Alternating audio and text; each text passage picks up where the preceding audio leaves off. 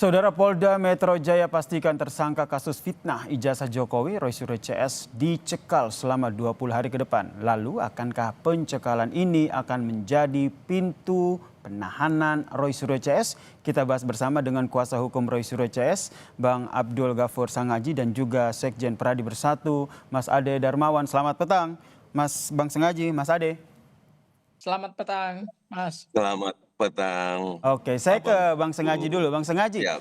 kemarin kan kita tahu bahwa Roy Suryo ini mengajukan saksi dan juga ahli tambahan ke Polda Metro Jaya. Nah, apakah pada saat pengajuan itu status cekal ini sudah dikeluarkan oleh Polda?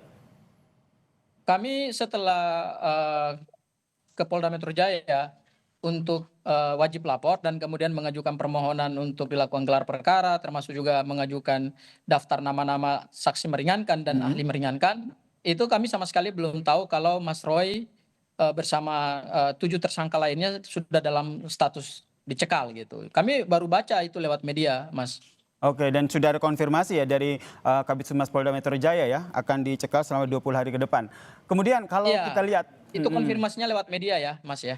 Oke, kemudian Bang Sengaji, pencekalan itu kan biasanya karena ada pertimbangan penyidik nih. Pertama, khawatir tersangka melarikan diri atau menghilangkan barang bukti. Nah, apakah klien Anda ini punya kecenderungan akan melakukan hal itu? Saya kira begini ya, pencekalan itu adalah suatu tindakan administratif keimigrasian, itu yang harus dipahami dulu. Berdasarkan Undang-Undang Nomor 6 Tahun 2011 tentang keimigrasian. Jadi ini bukan suatu tindakan dalam konteks penegakan hukum pidana, enggak. Ini semata-mata adalah administratif keimigrasian untuk mencegah adanya warga negara yang dikhawatirkan melarikan diri dari wilayah hukum Indonesia ke luar negeri. Itu dulu yang harus dipahami, Mas. Jadi ini nggak ada hubungannya dengan dasar untuk melakukan penahanan, dasar untuk kemudian melaksanakan penahanan dalam waktu dekat. Itu nggak ada hubungannya di situ. Ini lebih kepada semata-mata melaksanakan administratif keimigrasian gitu. Oke, berarti Itu tidak hal ada yang kekhawatiran pertama, Mas. ya, Bang Sengaji, Ya, tidak ada kekhawatiran kekhawatiran. tersangka melarikan diri atau menghilangkan barang bukti begitu. Kalau Mas Ade melihatnya sama atau bagaimana? Jadi ini kan persoalan ini kan memang kita lihat. Jadi kalau saya sih melihatnya ini memang ya sudah dekat lah ya. Kenapa saya bilang sudah dekat? Dekat kemana Karena nih, Bang gini, Ade? sudah dekatlah ini ada sesuatu yang mungkin akan terjadi kepada beberapa tersangka ini. Kenapa saya bilang begitu? Ya, karena pertama adalah pencekalan ini sudah dilakukan. Berarti ini ada hal-hal yang memang dibaca oleh Polda Metro buat dalam waktu singkat ini, mungkin setelah rampung semua setelah rampung semua pemeriksaan, baik itu saksi ahli yang meringankan, kemudian sudah diperiksa juga klaster pertama. Nah, ini kejutan-kejutan dari Polda Metro ini kadang-kadang memang membuat deg-deg sur nih ya kan. Artinya memang seperti itu ya. Kenapa saya perhatikan seperti itu, Mas? Karena gini, kalau ditahan sekarang itu waktunya kan 21 hari saja kan kepolisian itu berhak menahan. Sementara pemeriksaan itu belum rampung, itu yang pertama. Ya, kalau dia sampai ditahan sehingga 21 hari habis masa penahanan, maka sia-sia dilakukan penahanan karena dia kan bisa bebas demi hukum. Nah, justru itu saya lihat ini untuk membaca saja ya bahwa memang setiap saat, anytime ini kayaknya bisa saja dilakukan penahanan. Itu menurut pandangan saya ya. Jadi secara tidak langsung Mas Ade, apapun, Bang Ade pengen bilang kalau sudah dekat itu berarti setelah pencekalan berarti sudah dekat akan dilakukan penahanan terhadap Roy Suryo CS, begitu? ya bisa saja seperti itu, bisa saja karena anytime saat ini Roy Suryo CS ini memang setiap saat dia bisa saja dilakukan penahanan, tetapi tentu ada hitung-hitungannya kan penahanan itu. Penahanan itu tidak bisa dilakukan juga pada saat belum memeriksa saksi ahli, terus langsung dilakukan penahanan, nanti habis masa penahanannya di polisi. Itu persoalannya. Sehingga memang harus ada perhitungan-perhitungan khusus di mana masa pemanggilan, pemeriksaan. Karena gini, kalau belum rampung semua diperiksa terus dilakukan penahanan itu batal demi bebas demi hukum ya, karena dia tidak bisa ditahan lebih dari 21 hari masa penahanan kecuali berkasnya langsung dilimpahkan ke jaksa. Tapi kan tidak mungkin bisa berkas itu dilimpahkan ke kejaksaan kalau yang 4 yang disampaikan di konferensi pers kemarin bahwa Oke. bersedia mau memeriksa ahli-ahli mereka kan. Nah, itu hitungannya itu akan jauh. Terus yang 5 ini juga belum rampung berkasnya. Sehingga Oke, saya Mas rasa Ade. sia-sia Polda Metro untuk Bisa dikatakan ini sebagai saat ini. satu strategi Oke. dari Polda ya begitu. Bang Sengaji, menurut Anda? Ya, Mas Ade, sebentar. Ini Mas Ade tadi menjelaskan banyak hal yang sangat tidak relevan. Apa Pertama, itu? Mas Ade ketika bicara soal masa penahanan itu Mas Ade hitungannya aja udah salah. Berarti Mas Ade belum baca KUHP dengan benar gitu terkait dengan masa penahanan. Masa penahanan itu nggak 20 hari. Masa penahanan itu kan ada masa penahanan diperpanjang oleh jaksa penuntut umum minta ke pengadilan. Jangan ada. ngajarin saya 21 hari itu penahanan polisi, Mas. Itu bisa diperpanjang melalui kejaksaan. Iya, Kemudian jadi Anda jangan pintar-pintaran, pintar sendiri. iya. Maksudnya saya mau luruskan Mas Ade. Mas Ade, sebentar kita kasih kesempatan ke Bang Sengaji dulu, Bang Ade oke? modalnya jangan teriak-teriak dong. Ini dinonton oleh rakyat nih. Ya, jangan modalnya teriak. Jadi yang saya mau luruskan begini. Pencekalan itu nggak ada hubungannya dengan masa penahanan, Bos. Ya, itu nggak ada. Itu keliru itu. Pencekalan ini sebetulnya kami melihat tidak ada urgensinya. Kenapa tidak ada urgensinya? Kalau dikatakan ini ada hubungannya dengan penahanan, ya, kemudian dikhawatirkan melarikan diri, ya sebetulnya tanpa harus mencekal juga kan harusnya ditahan dari awal gitu loh. Ya kan? Tapi kan karena tidak ditahan dari awal, yaitu karena pertimbangannya berdasarkan pasal 21 ayat 1 KUHP, yaitu dikhawatirkan tidak melarikan diri, mengulangi tindak pidana atau menghilangkan barang bukti. Jadi sudahlah, terkait dengan alasan-alasan tidak dilakukan penahanan itu menurut saya sudah tidak relevan lagi didiskusikan dalam konteks pencekalan. Saya melihatnya begini, Mas. Pencekalan ini justru adalah digunakan oleh penyidik untuk membatasi ruang gerak Mas Roy dan teman-temannya dalam kerangka mencari bukti-bukti baru. Itu sebetulnya esensinya.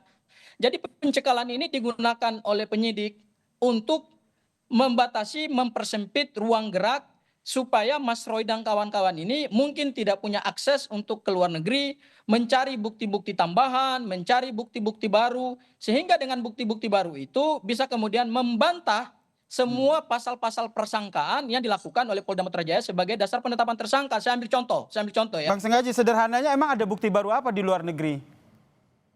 Itu tuh pertanyaannya. Bukti itu tidak hanya ada di Indonesia. Bukti itu kan di mana saja bisa didapatkan, dan bukti itu tidak terbatas pada ruang dan waktu, Mas Ade. Ini kita bicara tindak pidana loh. Bukan saya yang nanya, saya nggak nanya. Ya, intinya gini ya, kalau terkait bukti baru, relevansinya maksudnya saudara Gofur ini maksudnya ijazahnya Gibran gitu maksudnya. Oh bukan hanya ijazah Gibran, tapi saya ambil contoh misalnya. Saya ambil contoh. Oke. Kita kan pernah dihebohkan oleh seorang warga negara Indonesia yang ada di Leiden. Kebetulan dia adalah ahli sejarah di Universitas Leiden. Kemudian dia menyimpan arsip-arsip dan dokumen yang berkaitan dengan dokumen Universitas Gadjah Mada, namanya Dr. Suryadi. Bisa saja kan adanya tambahan-tambahan bukti dari luar negeri yang tersimpan di perpustakaan Universitas Leiden yang menjelaskan tentang satu, data-data Pak Jokowi yang katanya kuliah di UGM. Kemudian juga ada data-data atau dokumen yang berhubungan dengan nama Pak Kasmujo sebagai pembimbing skripsi. Ya, ini kan yang sebenarnya bisa kemudian didapatkan di luar negeri untuk memperkuat bukti-bukti gitu. Jadi kami melihat sebetulnya tidak ada urgensi daripada pencekalan ini kaitannya dengan tidak dilakukan penahanan. Enggak, ini semata-mata untuk membatasi ruang gerak para tersangka supaya para tersangka itu tidak mencari bukti-bukti baru lagi di luar negeri. Bukan berarti. Menurut Anda itu ya, bukan karena memang setahap lagi menuju ke penahanan klien-klien Anda ya, Bang Sengaji ya? Ya, saya kira ini kan mimpinya Mas Ade aja di siang bolong gitu loh. Itulah yang mereka ungkapkan. bahwa ternyata dari awal pada saat sebelum diperiksa sebagai tersangka nanti akan ditahan, kemudian Iya. diumumkan tidak ditahan. Sekarang membangun lagi wacana-wacana bahwa Mas Roy, Bang Rismon, Dokter Tifa akan ditahan. Ini kan menurut Iya. saya adalah kalimat-kalimat orang frustasi ini sebenarnya nih. Iya, iya, Frustasi iya, karena iya. kecewa Oke. terhadap hasil Polda Metro Jaya yang tidak melakukan penahanan terhadap para tersangka. Jadi sudahlah Bang Ade, Anda nggak punya Jadi kewenangan gini, untuk mengatakan kepada publik bahwa Mas saya Roy dan yang lain tidak akan ditahan. mengatakan Oke, silakan Mas Ade. saya tidak menyampaikan ya, saya tidak menyuruh dan saya tidak menginstruksikan pandangan saya, pemikiran saya. Anda tidak boleh membatasi pemikiran saya. Ya kan? Itu yang pertama. Yang kedua, kalau Anda berpikir, ya, saya juga tidak bisa membatasi pikiran Anda bahwa ada dokumen yang dibawa dari UGM dan disimpan ke Leiden. Itu hal yang cukup masuk akal. Cukup masuk akal, bisa saja kan ada memang barang-barang seperti dokumen-dokumen skripsi atau ijazah atau semua mahasiswa tahun 85 itu ditaruhnya di Leiden kan, karena mungkin Leiden dulu pernah ada Universitas Gajah Mada mungkin di sana. Itu hak Anda berbicara itu. Tetapi apapun itu saya rasa kolerasinya terlalu jauh. Yang mimpi yang siapa sebenarnya. Tetapi kalau saya cuma memiliki pendapat saya melihat bahwa Polda Metro dengan melakukan tahapan-tahapan yang dilaluinya, Bang, ya kan, itu saya memiliki pandangan, oh mungkin saja, ya toh, bahwa ini akan dilakukan penahanan. Oke, Tetapi mungkin kalaupun saja akan tidak, dilakukan penahanan ya Mas Ade ya.